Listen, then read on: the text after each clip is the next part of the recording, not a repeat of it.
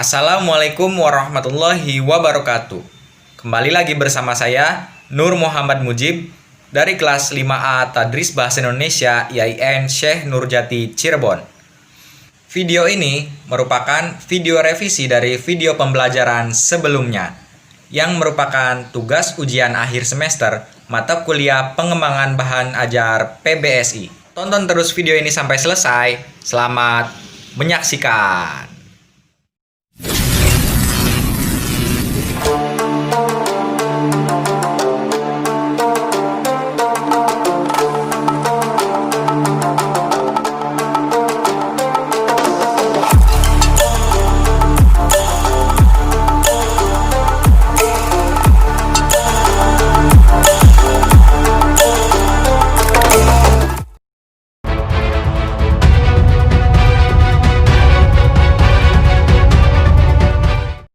Di masa pandemi wabah virus corona seperti ini, kita harus melaksanakan protokol kesehatan dengan menerapkan 3M.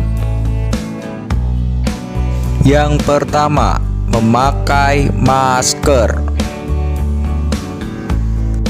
Kemudian M yang kedua yaitu mencuci tangan. Pastikan tanganmu selalu bersih. Oke. Kemudian menjaga jarak. Sip. Di saat seperti ini, kayaknya membaca novel asik juga.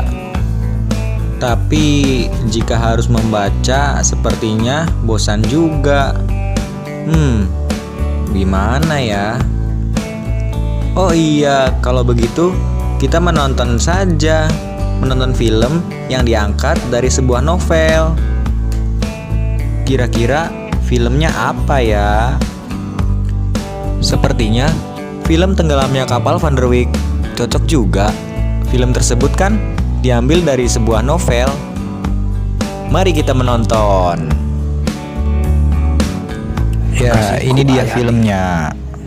Kau yang kukenal adalah gadis yang sopan, bunga suci batipu, kekasih hatiku yang melepasku di ujung jalan. Maafkan saya, Hayati, jika berbicara terus terang. Sebab cinta sejati tidak boleh munafik, Hayati. Saya terpukul melihat pakaianmu. Begitu hebatnyakah menjadi orang modern? Dan kekayaan itu belum pernah kuberikan kepada orang lain. Walaupun kepada Aziz. Kekayaan itu ialah kekayaan cinta. Demikianlah perempuan. Dia hanya ingat kekejaman orang kepada dirinya walaupun kecil. Dan dia lupa kekejamannya sendiri pada orang lain padahal begitu besarnya.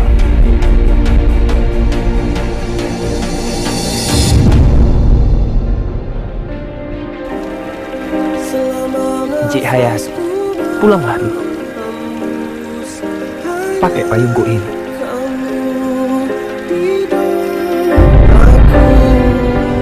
Khayal dongeng dalam kitab saja.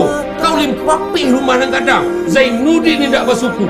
Tapi hubungan kami suci, Madatua. Tidak bercampur jauh parangai dan melanggai sopan santun.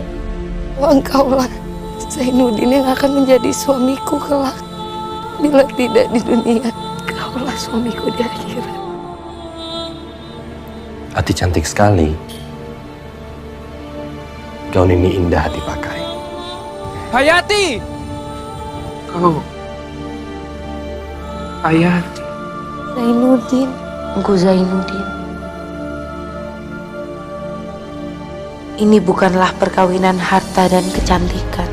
Sayalah yang telah mengambil putusan untuk bersuami Uda Aziz. Hei, kekasihku. Keluar kau semuanya, pergi kau semuanya. Awak kenal anak muda dari Padang yang kerja di Batavia? Katanya dia kerja di penerbitan koran. Nanti ku kirimkanlah gubahan-gubahanku ke sana. Selamat ya, buku-buku kita terjual semuanya. Beliau punya penerbitan surat kabar di Surabaya. Tak menentu arah dan tujuan. Kapal Van der Wijk. Kapal Belanda paling besar, paling mewah ini, Bang.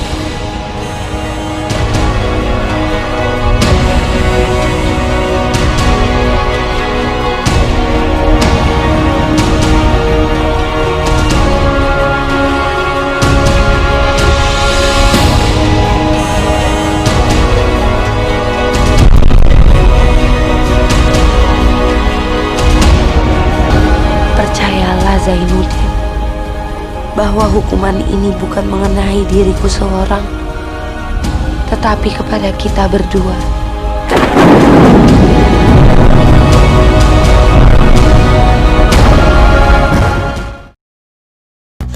Dalam film tersebut, tentu saja ada unsur intrinsik dan unsur ekstrinsiknya, yang dimana itu sangat berhubungan dengan materi kita hari ini.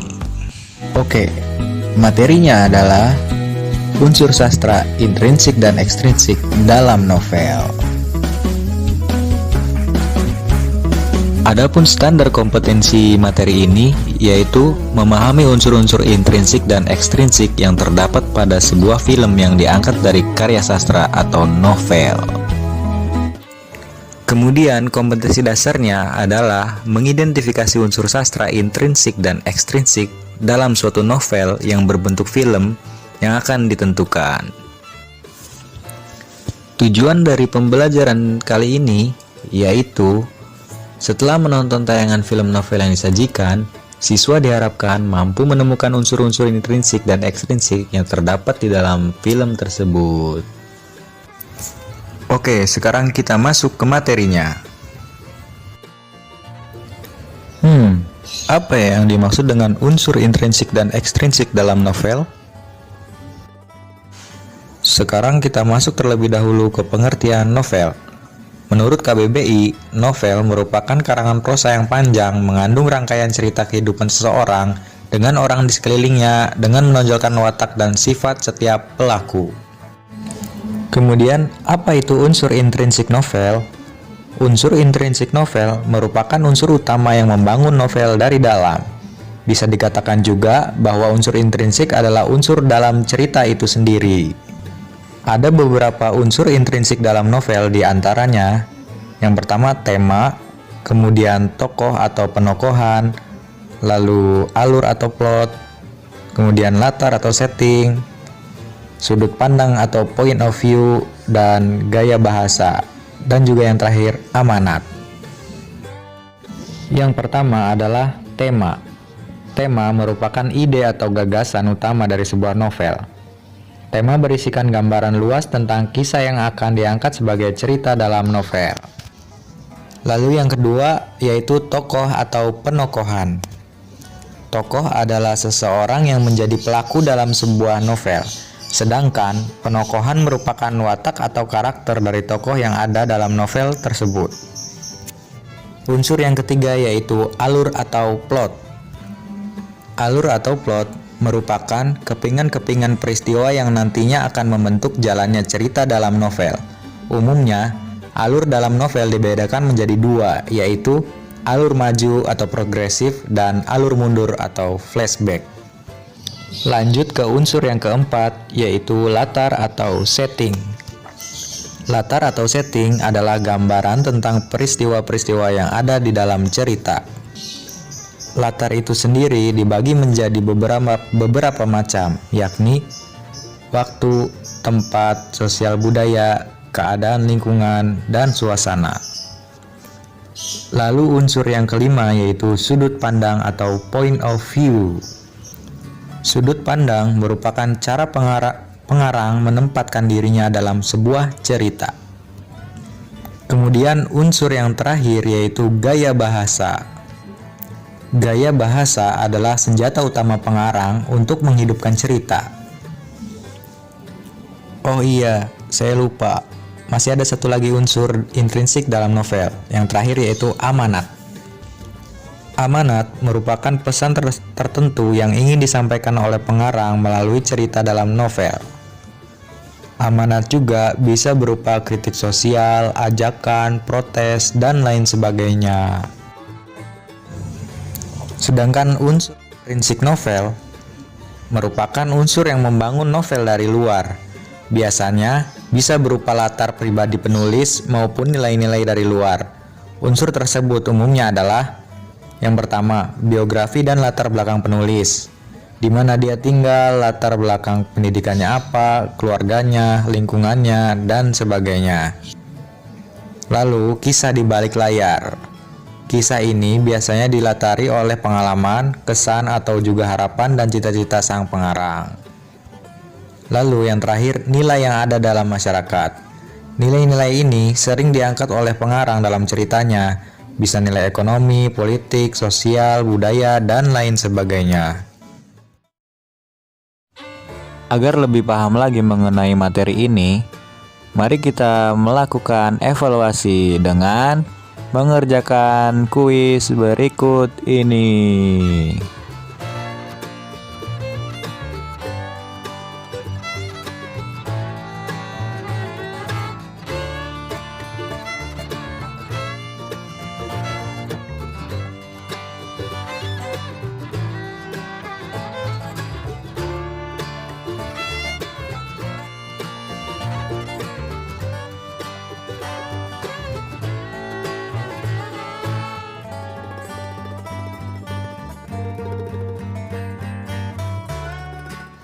Baiklah teman-teman, cukup sekian video pembelajaran dari saya.